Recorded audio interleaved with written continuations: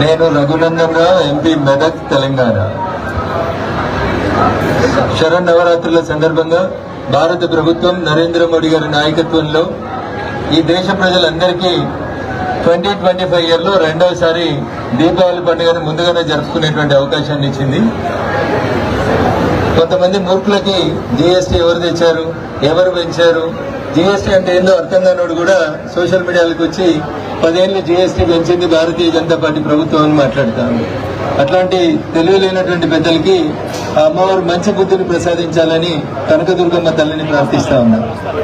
GST మా కళ, మా సోనియమ్మ మానస కళ అని చెప్తా ఉంటారు కొంతమంది. 18 సంవత్సరాలు జీఎస్టీని పక్కన పెడితే 10 సంవత్సరాలు అధికారంలో ఉండి వాళ్ళు తేలేకపోతే తొలి నడక నేర్చినటువంటి చిన్నపిల్లోడు ఎట్లయితే ఇబ్బందులు పడతాడో అట్లా అనేక అవస్థల్ని ఎదుర్కొన్న తర్వాత ఈ దేశం 2017వ సంవత్సరంలో ఈ దేశ ప్రజలకు తీసుకొచ్చినటువంటి ఏక పన్ను విధానమే జీఎస్టీ.